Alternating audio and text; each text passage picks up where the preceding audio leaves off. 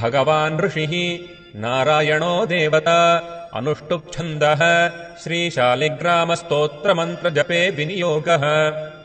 युधिष्ठिर उवाच श्रीदेवदेव देवेश देवतार्चनमुत्तमम् तत्सर्वम् श्रोतुमिच्छामि ब्रूहि मे पुरुषोत्तम।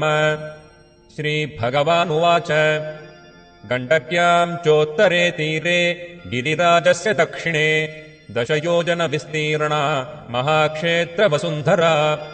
शालिग्रामो भवेद्देवो देवी द्वारावती भवेत् उभयोः सङ्गमो यत्र मुक्तिस्तत्र न संशयः।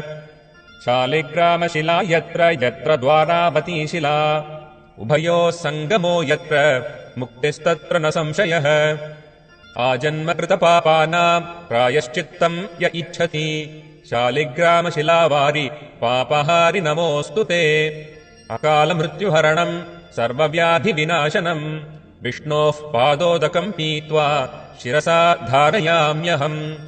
शङ्खमध्ये स्थितम् तोयम् भ्रामितम् केशवोपरि अङ्गलग्नम् मनुष्याणाम् ब्रह्महत्यादिकम् दहेत्। स्नानोदकम् पिबेन्नित्यम् चक्राङ्कितशिलोद्भवम् प्रक्षाल्य इति तत्तोयम् ब्रह्महत्याम् व्यपोहति। अग्निष्टोमसहस्राणि वाजपेयशतानि च सम्यक् फलमवाप्नोति विष्णोर्नैवेद्यभक्षणात्। नैवेद्ययुक्ताम् तुलसीम् च मिश्रिताम् विशेषतः पादजलेन विष्णोः योष्णाति नित्यम् पुरतो